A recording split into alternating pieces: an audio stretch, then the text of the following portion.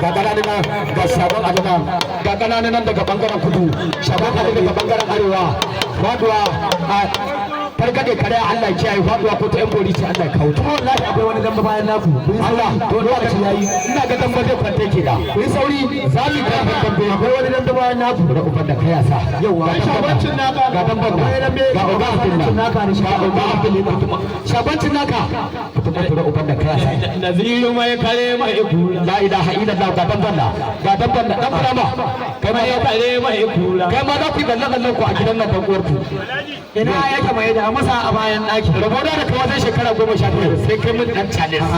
yau a gidan zonu na ka hago ana fita hago kuna wa gani ana ta rabona da kawai shekara 7 sai ka zama dan challenge yau dama a challenge ɗinka ka fito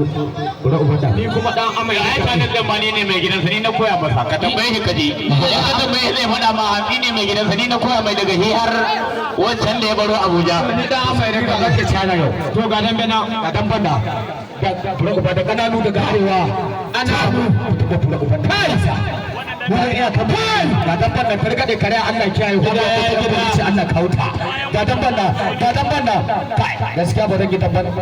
ba zan yi tabban masu fatan nan an saki gidi ba kutuma buro har yanzu da rago ga wanda aka kai ga dan banda kutuma buro ba karkade kare Allah kiyaye fado ko ta police Allah kauta ga kananu kutuma buro banda kai yasa ga shaban dogon ba hago shaban sanin ci shaban sanin ci kutuma buro ba kai ana cin bura mano Allah ya kiyaye kutuma bura wanda ga yasa wannan aiki kana wannan aiki kana wannan aiki da mana kai sawa ana ta kwa ana ta kwa ana ta kwa da babu kai da kutuma bura kai